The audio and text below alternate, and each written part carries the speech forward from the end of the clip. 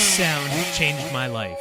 I was 10 years old when I first watched the Texas Chainsaw Massacre, and from the start of the film to the end of the film, I was hooked on the feeling of terror. The grisly ends that the cast were met with was unlike anything I had ever seen before. And most intriguing of all to me, probably the scariest element of the movie for myself, as it was probably for many of you, was the man himself, Leatherface. That was the moment I got hooked on horror. Games, manga, anime, movies, and even music with a horror theme to it soon all became the pinnacle of my life. And 18 years later, here I am, still enjoying horror as my primary genre, and now my first horror movie is being turned into a video game. So that's what we're gonna go over today. We're gonna go over the Texas Chainsaw Massacre game.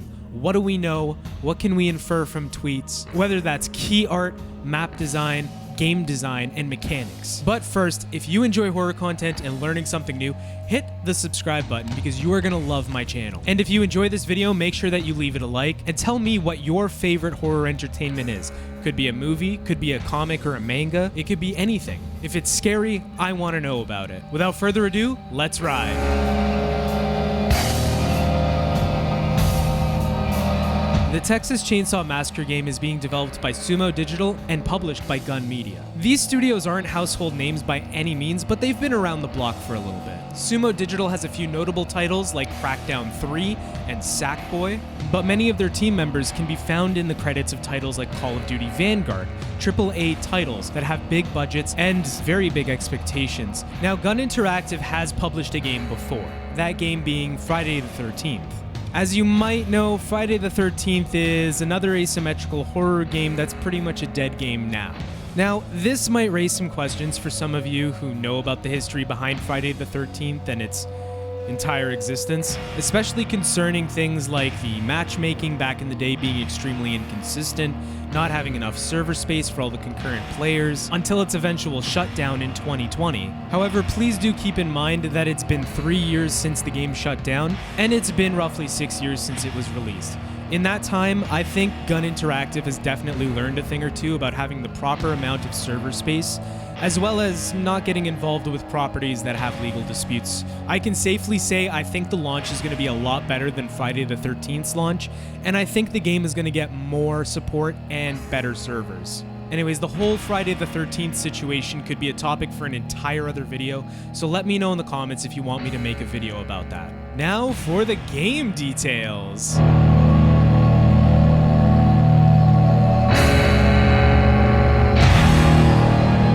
The game takes a more balanced approach to asymmetry than other games in the genre. Instead of a 1v4 or a 1v8 dynamic, the game has opted instead for 3v4, that is, 3 killers and 4 survivors. Likewise, this will probably result in the family members being balanced more towards teamwork rather than being all-powerful juggernauts. Now yes, it might seem like the victims might have a numbers advantage here, but don't forget that there's also a chainsaw-wielding cannibal maniac on the other team. And you know what? I would be willing to bet that if any of the family members had a 100% pick rate in matches, it's Bubba. There are 10 characters in total, 5 you can choose from on each team. Every character has their own unique ability that you can activate during the match, as well as either 3 or 5 attributes depending on whether you're family or you're a survivor.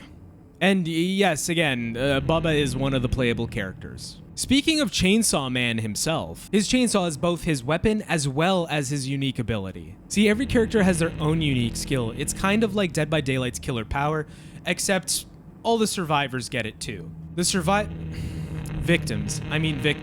I'm sorry guys, it's gonna keep happening throughout the video. I'm going to call them survivors. Abilities are defensive. Connie can use her stamina to pick a lock instead of using the unlock tool. Sonny can listen really hard for family members and then track them through walls if he focuses in on them. Julie can become undetectable by family members, while also having reduced stamina drain while sprinting. Leland can body check family members as if he's on the hockey rink. Anna has Dead Hard. I'm just kidding. But it might as well be Dead Hard. She takes reduced damage from attacks and falls, and also has an immunity to poison. Meanwhile, the family side has Cook, who can listen really hard for survivors making noise, and mark any survivor he focuses his hearing on. Sissy, who can poison survivors directly or poison interaction points. Hitch, who places traps in key areas. Johnny, who has the tracker perk from Call of Duty. And of course, Bubba, who has a chainsaw. Yeah, enough said. The chainsaw can be turned off for stealth purposes, and to use it, you have to rev the engine. The revving of the engine itself is a little bit of a mini game. Too little rev and you don't hit quite as hard as you would like to. Too much rev and you end up stalling the engine. Just enough rev.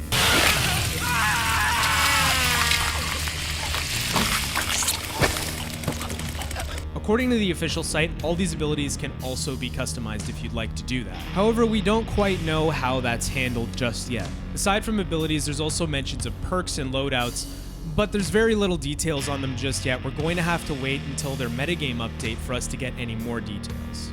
There's also a skill tree in the game where you can acquire attribute points so you can tune your character's attributes however you'd like them to. However, there is mention that tuning their weaker attributes takes more skill points than their stronger attributes, so there's probably going to be some sort of system there where you'll be able to see which attributes are your character's strongest, which ones are the weakest. Here's where we're going to get a little bit more in-depth about information regarding abilities. All of this information is available on the official game website, so I'm going to try and keep my explanations brief for the sake of time. Every character shares a set of attributes with everyone else in their category. So all victims have the same attributes, all family members have the same attributes. However, different characters are better at different things than other characters. For victims, the attributes are toughness, endurance, strength, proficiency, and stealth. Toughness and endurance kind of work together, toughness being a measure of HP, hit points, endurance being a measure of stamina. These values also dictate how much of each you can lose and recover as well. Strength is an attribute more important for aggressive players, and yes, there will be a spot for aggressive players in this game, since it directly contributes to your success in confronting family members. Proficiency is a measure of how good you are with skilled tasks. The better you are in your proficiency, the faster you'll complete those tasks and the more stealthily you'll complete them. And stealth is a measure of generally how stealthy your character is at performing tasks. Keep in mind, while these attributes all pertain to rather specific things in game, none of them will stop you from doing a thing. You can still do a thing. You just might not do it as efficiently as someone with a better attribute number in that thing. For the family, they only have 3 attributes to worry about. That's savagery, harvesting, and endurance. Savagery and endurance sort of work together to determine the full extent of damage that one family member can deal to a survivor, with savagery directly affecting how much damage is dealt, and endurance dictating how many hits you can make until running out of stamina. Harvesting is mainly concerned with how much blood you harvest from survivors. However, it does not affect how much blood you receive from containers set around the map like buckets. Speaking of blood, there is technically a 4th member of the family who is always in play, and that's Grandpa. Grandpa is hungry, so you're going to have to feed him, and he only hungers for blood. Blood can be found in buckets and other containers around the map. Of course, survivors are also blood containers, so you can hit them and collect their blood for Grandpa too. When you feed Grandpa enough blood, eventually he'll scream and reveal the positions of any survivor who's moving while he's screaming. Now for the gameplay. Each game of Texas Chainsaw Massacre starts the same, but all we have is gameplay from the house map, so some of these details might change. On the house map, the objective of the victims is to escape the map before you become the Sawyer's next meal, while the objective of the Slaughter family is to stop the victims from escaping, likely with extreme violence. Victims start the game in the basement, along with everyone's favorite neckbeard basement dweller, Bubba. Here, victims need to find a way out of the basement while avoiding Bubba, where they can use crawl spaces and doors to put some distance between them. Now, there are only a few ways out of the basement, one of them being a ladder that leads to a hatch that goes to the main floor. The family, on the other hand, can start anywhere on the map, whether that's inside the house or outside in the yard, wherever that might be. Just not in the basement. That's Bubba's room. In the time before survivors make it up from the basement, family are expected to set up defenses and traps, like supplying electricity to the cattle grid exit for a shocking surprise. Now, once out of the basement, victims will have to sneak around in the main house and avoid family members in order to leave through one of the 2 exit points in the house. From that point, victims will then need to exit the property through one of the 4 property gates. However, victims should take care to keep an eye out for traps and defenses that the family has set up. Stealth, unsurprisingly, plays a big role in this game. As a victim, your best policy is to hide and avoid confrontation wherever possible. Thankfully, you can actually turn off the lights in the rooms to give yourself better hiding spots, and outside there is plenty of shrubbery and cover to crouch down in. Victims also have access to navigational defenses. Things like crawl spaces and cracks in the walls can be used by victims to get away from the family members, with only the hitchhiker being able to follow them through. Be warned though, Leatherface can still cut through these defenses if needed. This is going to require coordination, not just on the victim's part, but on those of the family members too. For this reason, the Texas Chainsaw Massacre is going to have voice chat. Needless to say, I'm ecstatic to hear about this. My only hope is that there is a mute option because you guys all know how toxic gamers can be.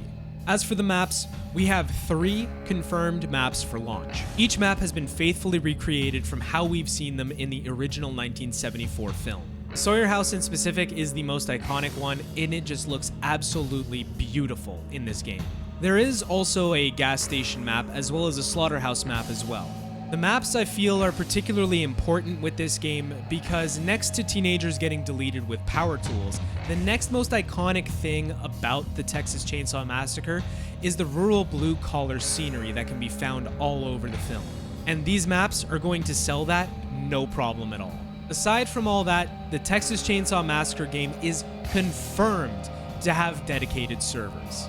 So there's no need to worry about peer-to-peer connections dropping and the host is connecting and therefore the whole match is over, the sort of thing.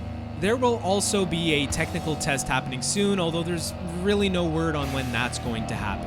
Hey guys, Editing Snail here to let you know we finally have a date for the technical test and for the release date of the game, with the technical test coming on May 25th of this year, and the release date being August 18th. And that's about it. So far, all of this has me really excited to play the game. It sounds like it'll be a fairly different experience from other asymmetrical multiplayers out there like Dead by Daylight and Friday the 13th, but we'll have to see just how differently it plays when the technical test launches. Which, by the way, I will be streaming on my Twitch channel at twitch.tv/SnailOXD for those of you who enjoy live streams and want to come watch me play horror games. That's the place you want to be. Links in the description if you want to hit me with a follow. I think you'd really love it there. Otherwise, if you learned something new in this video or you liked our coverage, please consider subscribing and hitting the like button. It helps me out great. And tell me your thoughts in the comments. I read every single comment and I try to respond to as many as I can. So I'm really looking forward to your input. Till next time, I'm Snail. Take care, brush your hair, and peace.